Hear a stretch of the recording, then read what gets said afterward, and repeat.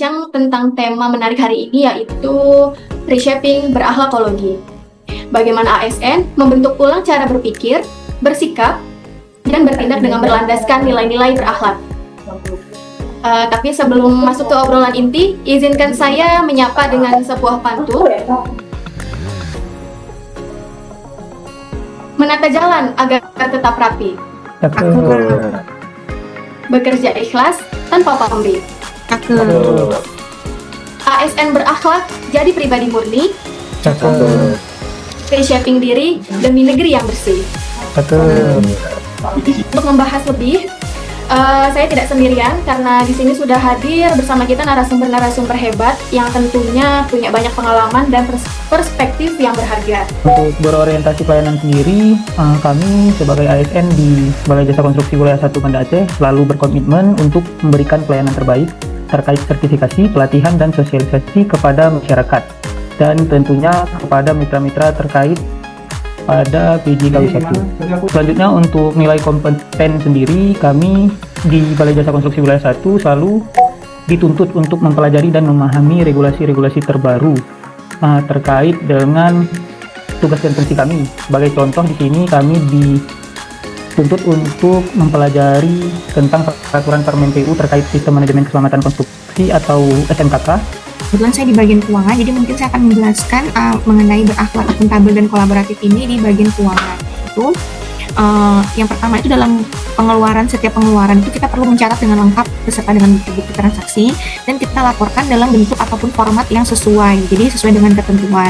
Kemudian untuk nilai kolaboratif sendiri, pengelolaan anggaran itu saling berkoordinasi dengan staf perencanaan, kemudian berkoordinasi juga dengan PPK untuk jaga pembuat komitmen kepada tim pelaksana untuk memastikan anggaran terserap dengan efektif dan tepat sasaran.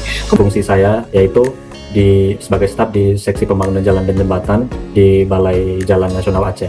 Jadi saya mulai dulu dari nilai harmonis. Dari nilai harmonis itu dari Seksi Pembangunan Jalan dan Jembatan sesuai tusi kami, yaitu kami berupaya menghasilkan kualitas dan kuantitas pembangunan infrastruktur selaras dengan DED, sehingga dari pekerjaan konstruksi itu sesuai dengan rencana mutu pengendalian konstruksi dan juga dari segi kuantitasnya yaitu volume itu sesuai dengan kebutuhan lapangan dan juga sesuai dengan kontrak dan spesifikasi yang disyaratkan.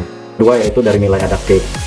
Dari BPJN Aceh melalui Seksi Pembangunan Jalan dan Jembatan kami juga selalu menanamkan nilai-nilai adaptif untuk memanfaatkan teknologi terbaru seperti akhir-akhir ini melalui Building Information Modeling atau BIM, dan juga dari sisi material yaitu kami juga melaksanakan workshop dan pendampingan untuk menggunakan material-material yang ada di sekitar daerah Aceh untuk digunakan dalam pekerjaan konstruksi.